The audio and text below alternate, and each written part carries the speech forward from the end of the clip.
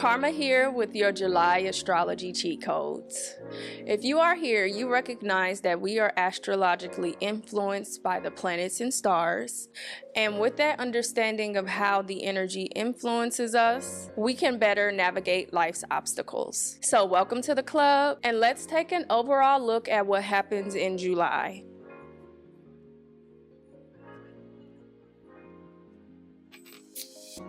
All right, so in July, we have several planets going into retrograde.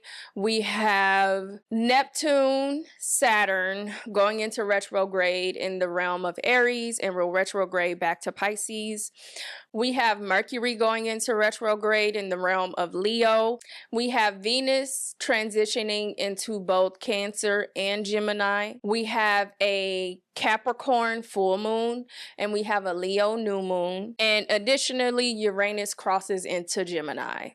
So there's a lot happening in this month, especially with this retrograde energy, because many of these things are aspecting back to Neptune and Saturn. So there's an emphasis here on lessons, okay? And when Saturn hits retrograde, it can become like a pretty ugly energy. Saturn retrograde energy can sometimes be a little funky, okay? Because Saturn is the planet of karma. Saturn is also the planet of lessons, right? So as it goes into retrograde, it makes you retrospective of the lessons that you need to learn. And sometimes that can be kind of hard. That's a hard energy, okay? That's a hard energy to navigate. So, Saturn is going to be in retrograde for a minute. All right. So this is just the beginning, but it will cross back into Pisces, so it won't be as active in that Aries energy, but nonetheless, still lessons on lessons, okay? Lessons on lessons. All right, so I'm not going to go into deep analysis of each individual transit. I will give you the energy of the transit as it is transitioning into whatever is happening. However, I will create separate videos for all of the things that are happening in July so that we can get a more deep dive look at what it is everyone is supposed to be working on. But this will just be a summary of what's going on in July. So let's talk about the signs. If you are looking at this from the perspective of your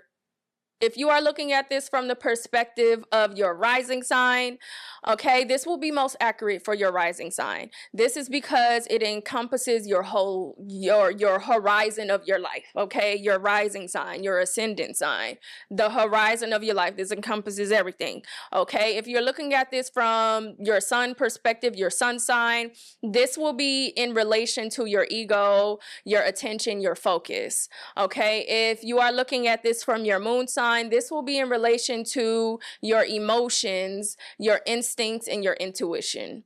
Okay, so with that, let's jump into the individual signs. Capricorn. Okay, so overall for July, there are going to be some retrogrades happening in your 4th house where Neptune and Saturn are sitting, and also your 8th house where Mercury is sitting, okay? Uranus will cross into your 6th house of Gemini in July as well. There's heavy emphasis on this 8th house, especially in the later part of July, because you'll have the Leo new moon, Mercury in retrograde in that 8th house, and then you'll also have the sun crossing into that 8th house as well. So there's heavy emphasis after, the second half of July. There's heavy emphasis on that 8th house of transformations. Okay. Now, there is some energy, heavy emphasis on the 4th house as well, because that is where Neptune and Saturn are sitting, and those are going to pop into retrograde. So the 4th house is your house of home. This is your internal security. This is where your family reside. This is your nurturing parents. This is your youth, your origins, your upbringing, your past, and overall sense of security, like your literal home as well, real estate. 2. Okay, so there's emphasis here around transitions, right? The 8th house, transitions, transformations. That's the 8th house also rules death. Okay, other people's money, inheritance, right? So there's retrograde energy happening in the 4th and the 8th house. And again, in the house of Gemini, you have Venus crossing into the 6th house. You have Uranus crossing into the 6th house as well. Okay, so with that, let's go ahead and jump into the dates. On July 4th, Venus enters into Gemini. Okay, so Venus is going to be entering into your 6th house of Gemini. So this is your thought process around your daily routines, your daily life, your habits, right? This is where work resides. This is, you know, getting up and brushing your teeth every day, right? Washing your face, doing your hair, your weekly cleaning habits, right? This is where that your routines, this is where that lies. So this is flexibility in that. Your flexibility of mind, Gemini rules over the mind. Okay, flexibility, curious nature around that. Okay. And there's sextile energy to that 4th house, okay? Your house of home. This is your house of security, your internal security, right? So sextile energy to that 4th house where Saturn and Neptune are sitting. So on the same day, right, Neptune also goes into retrograde in that 4th house. So Venus crosses into Gemini on the 4th, and then Neptune goes into retrograde on the 4th as well. So this is heavy emphasis on the 6th and the 4th house on the 4th of July. Okay, so with this, you know, with this Neptune going into retrograde, well, first let's rewind back to Venus, okay, because we'll cover Neptune in a second. So on the same day, Venus pops into Gemini, and Neptune pops into retrograde in that 4th house where there is a sextile. Okay, so with that, right, Venus is directly sextile to Saturn and Neptune. So let's talk about Venus, Saturn, and Neptune in the 6th house, right? So the 6th house again represents your habits, as I said before, and Venus represents your creativity. This represents your love, peace, beauty, abundance, partnerships, relationships, harmony, peace. I think I already said peace, but you get my drift, right? There's an emphasis here on like the creation of something as it relates to your daily routines or doing something that barters peace for yourself, okay? And that is directly related to your sense of security in your 4th house, okay? So your sense of security within your 4th house, and the 4th house houses at this point Saturn, right, which will go into retrograde later on this month, which we'll talk about, and then also Neptune, which goes into retrograde on the same day. Okay, so Saturn is the planet of karma. It's our teacher. It's the efforts we put in and the results we get back. It's our ambitions, our goals. Okay, and then Neptune represents our subconscious. Neptune represents our imagination. It represents our illusions, our delusions, our ways of self-destruction or self-sabotage, our fantasies, our desires. Okay, so there's an emphasis here. There's a direct link between home and the habits and routine of home, and these are like internal houses as well. So this is like within yourself. Okay, as I said before, July 4th, Neptune goes into retrograde in that 4th house. So there's an emphasis here around your imagination within your internal security. So this could be a self thing, right? This could be related to how you feel secure. But also, I think of the 4th house is like where our inner child lives, right? Because this is our upbringing. This is the generational gifts or trauma, right? This is our nurturing parents, how we are nurtured, right? So with that 6th, the habits house, and that 4th house where our nurturing is, there is something here where you may need to start thinking about change around creating better habits for yourself that give you peace. Okay, so with Neptune going into retrograde, you're going to see opportunities, right? Neptune and Saturn both are going to be in retrograde for the remainder of 2025. Okay, so you're going to see things that pop up that ignite some thought process or action around changing your habits so that you may feel more peace, or changing your habits around your mother or your family, or how it is you show up there, right? And the things that you hold within your energy that come from that upbringing, or that come from your family, or that come from you feeling secure. Okay. On July 7th, Uranus enters Gemini, and that is in your 6th house. Again, Uranus will join the house where Venus is sitting. So Uranus represents sudden change. It represents rebellion. It represents out with the old and with the new. So this is why I say, and Uranus is going to be in that house, or Uranus, Saturn, Neptune, Pluto, all outer planets. Okay. So they're going to be in their houses for a minute, and all of them are just barely in the first couple degrees of these houses, right? So this is heavy emphasis on a change as it relates to the routines, the things that you do. Maybe you exploring something different, you creating new habits and new routines that don't stem from generational gifts or trauma, you know, new routines, new habits that don't stem from like the forcing from family, right? So let's say as a kid, you know, your mother or father, whoever your nurturing parent was, taught you that you needed to clean your house every single day. I mean, wipe down the walls. You got to do all of this stuff. And now as an adult, you seem like this is a habit. This is a routine that you learned as a child, right? But doing this every single day just doesn't seem to work for you. Maybe for your parents, maybe they had a little bit of OCD and you don't have such OCD, and you don't really want to do this all the time, but you find yourself doing it over and over and over and over again because it is embedded from childhood that is what you are supposed to be doing every day. Because it's disgusting if we see a piece of dust on anything. How dare you, right? For you, it may be different. Maybe you don't want to do this, and maybe this is the time you explore. Maybe I won't do it every day. Maybe I'll do it every other day. Or maybe I won't do it every day. Or maybe I'll hire somebody to do it. Or changes, right? How do I structurally change this process so that it fits me better? Uranus entering into that 6th house and joining Venus on July 7th, okay? Then on July 10th, you have a Capricorn full moon in your 1st house, Capricorn.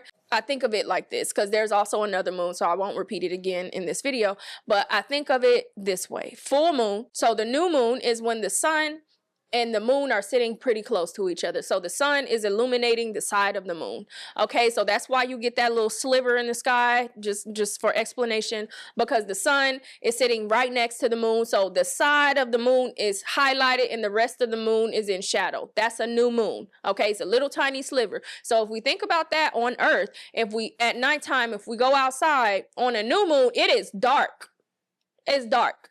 Why? Because we only got that little bit of light from the moon, just a little bit of light right there. It's dark, but you still can see, barely, but you still can see, right? That's a new moon, right? So there's something that pops on a new moon, right? And we'll have a new moon, so keep that in mind for later in the video. There's something that pops on a new moon. You don't have all the information, because how could you? You can't see at night like that.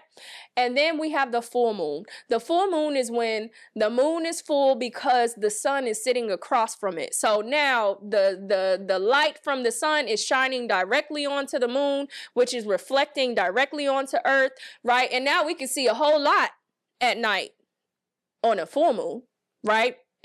Development, right? So that's how you think about moon cycles. The new moon, you barely see anything. You see something, but you don't see everything, right? The new moon or the full moon, you see a whole lot more. You get to see a bigger portion of the picture because there's more light being shined on whatever this is, right? So there's a new moon. The Capricorn new moon happened in your 1st house earlier this year at the later part of January, okay?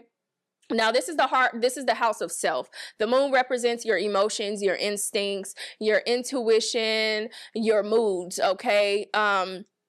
and you know, it controls the cycles, right? Women's cycles, 28 days, all that, right? So with it being in your first house, right, this is something that is directly related to your ego, your pride, yourself, your consciousness, your identity, right, your attitude or your perspective on life, right? There's something that happened at the later part of January that popped for you, and it may not have been, you know, this big explosion, right? But then when we get to July 10th, when the full moon in Capricorn happens, this is going to be related to that, right? You're going to see a bigger portion of this picture.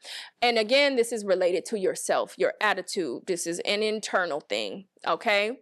Then on July 13th, Saturn pops into retrograde in that fourth house. Okay, so Neptune was already in retrograde starting on the 4th, and now July 13th, Saturn is in retrograde in that fourth house. Okay, so we have emphasis on two, because where Pluto is sitting in your second house, which we'll talk about in a second, but we have emphasis on that second house, we have emphasis on that fourth house, we have emphasis on that sixth house, and then we have emphasis on that eighth house, right? So in July, you're going to see energy around those houses. So if we roll it all the way back to the most outer planet of Pluto, Pluto is sitting in your second house.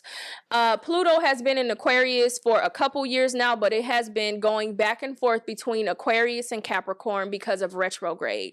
This year is the first year that Pluto is in retrograde and will not return back to Capricorn. So Pluto is finally fully in Aquarius energy, right? Pluto is finally within your second house completely. Okay, so this talks about your value, this talks about your finances, this talks about your possessions, this talks about lending and borrowing, this talks about your self-worth, this talks about your appetite for food and sex. All right, this is your personal wealth. So there is something here within your second house that is changing because Pluto represents transformation and change.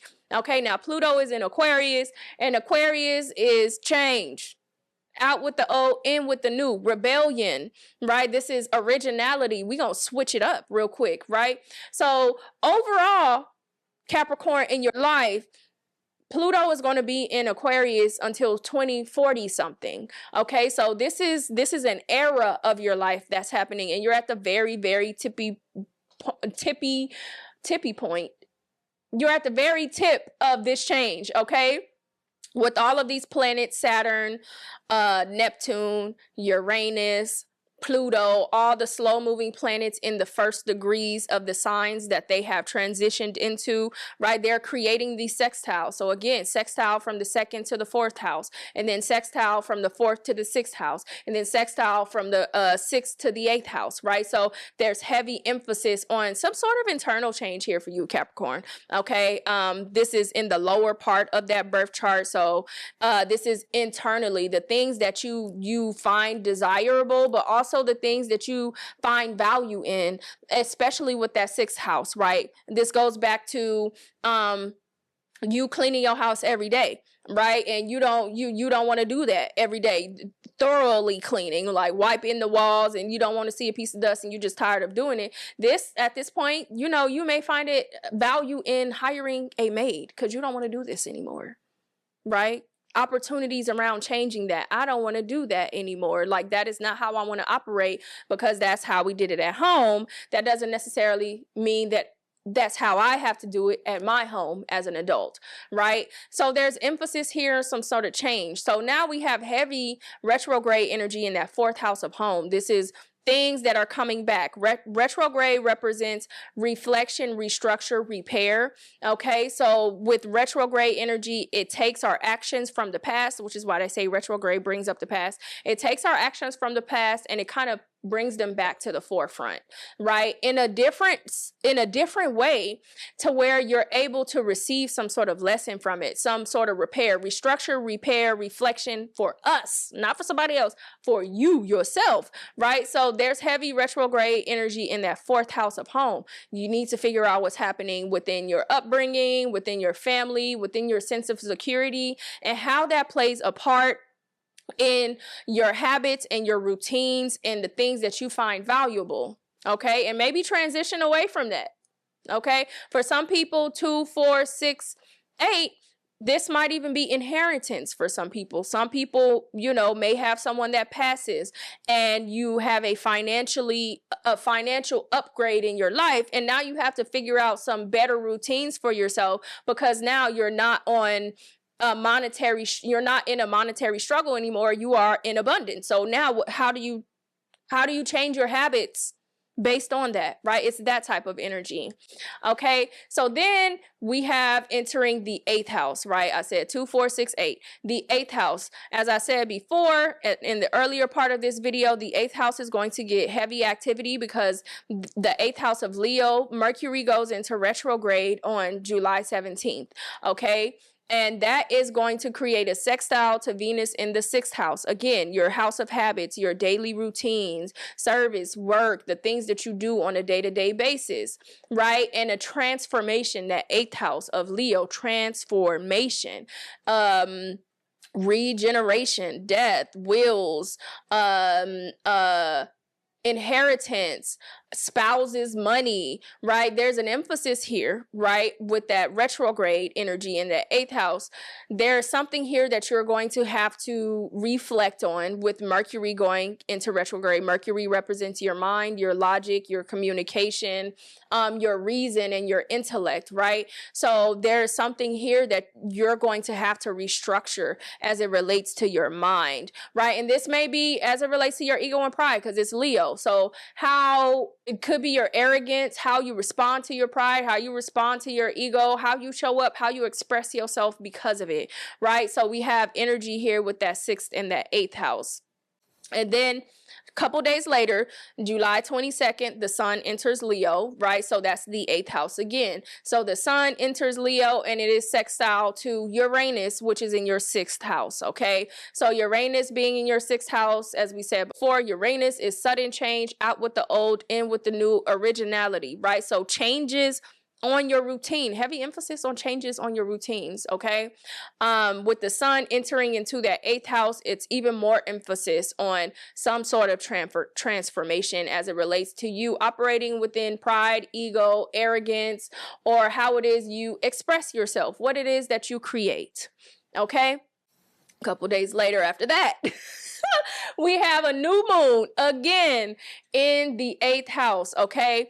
So the new moon in the 8th house, this is where all of those houses start to tie together, okay? So the new moon, as I said, my moon analogy before, now we have a new moon in Leo. This is where we have the moon and the sun sitting side by side. So they're a couple degrees apart from one another, and the sun is illuminating the moon, and you get that little sliver of light. You get new something popping up, a new cycle, surprise, something here is starting, right? That is what is going to happen for you on the 24th, okay? With that Leo new moon, right, in the 8th house, there's something here that pops. It won't be this grand, big, huge thing, right? Because it's just a little sliver. You won't be able to see everything, but there's going to be a trigger of some sort to show you that something is happening, okay? And again, that sextile energy is still to that 6th house, right? And then it creates trine energy to Saturn and Neptune in the 4th house, the house of home, which we were just talking about, right? So trine energy, sextile energy is opportunities, okay? So what we've been talking about this entire time is sextile energy. So when we speak of sextile energy, it means an opportunity. It doesn't mean good or it doesn't mean bad. It just means an opportunity. So again, if you get go back to cleaning your house, right? You clean your house over and over and over again every day because that's how you were brought up, and you're supposed to wipe all the walls down and all the floors and clean behind the toilet and clean everything there is in the house, and you are just tired, but you can't stop because it's just, you feel guilty because your inner child knows you about to get a whooping, or you're supposed to be doing this every day because that's how you was raised, right? When I say opportunity, right, maybe the opportunity here is that you don't want to do this anymore. And when I say opportunity, this could be you meet somebody who has a house cleaning business and they willing to give you a discount. It could be that. Or the opportunity could be this is the sixth house, and that's the house of illness as well, right? So it could be that you get sick, right? Or you become ill and you're not able to clean your house every day. Let's say you catch, one of these strains of viruses going around trying to kill us all, right? And now you laid out. You can't clean your house. You can't do nothing. But surprise, surprise, you get up from sickness and your house is still clean. Now you're like, well, do I really need to do this every day? I mean, the house is still fine after, being in bed for 3 days. It ain't like it's a pigsty in here. That's an opportunity as well for you to kind of adjust your thinking. Okay, so there's heavy energy related to that. All right. And then we have trine energy. So sextile energy is when we have compatible energies, opposing compatible elements, right? So we're talking about earth and water, we're talking about fire and air, compatible elements. When we get the trine energy, the elements are the same. So it's fire to fire, earth to earth, air to air, water to water. When we get the square energy, which is what we'll talk about next, square energy represents opposing energies, meaning oil and water, air and earth don't mesh. Air destroys earth, right? Fire and water don't mesh. Water puts out fire, right? So that's where that square energy is difficult. So with the new moon happening in the 8th house and the sun being in the 8th house and Mercury retrograde being in the 8th house, right? And that energy being sextile to the 6th house, right? And then also that energy being trine to the 4th house. There's heavy emphasis here on opportunities, ease of flow for you to kind of like pivot and maneuver and change your behavior. Okay, and then last but not least, we have Venus entering Cancer on the 31st. Okay, so Venus enters Cancer and it'll create a square to that 4th house of Aquarius, to that 4th house of Aries.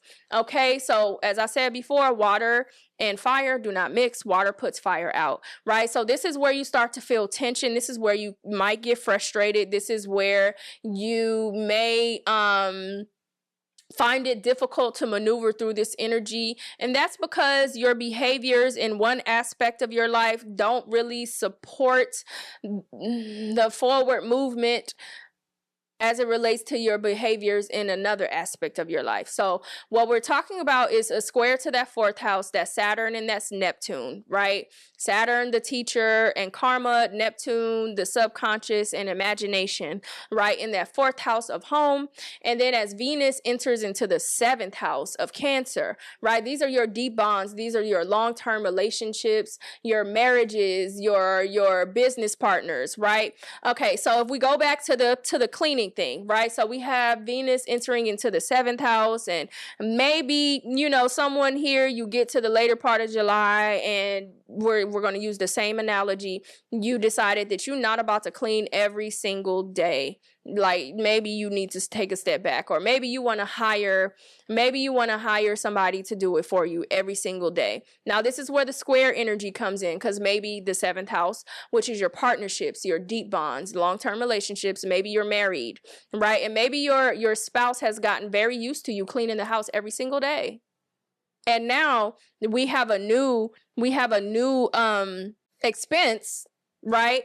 To have to pay for a cleaner to clean the house every day. I don't want to do that. And so now it enters into another realm of your communication with your partner, or your sensitivity to their concerns, right? Or your perceptiveness to them, or you being moody because they talk to you about this and you, right? So this is where that difficult energy starts to flow in, because you're action in, some sort of change, and your partner's like, hold up now, I don't really like that. And this is going to force you into like being perceptive of something outside of you. Now, I'm not saying this is for everybody. I'm just giving you an example. This is like, I want to act right now, but there's somebody outside of me, right, that opposes what I want to do. So how do I work through that, right? That is that Venus and Cancer energy. I'll do a whole video on all of these things, right? So we can go into a even more deep dive detail of how you need to be working through this. But overall in July, Capricorn, okay, there's emphasis on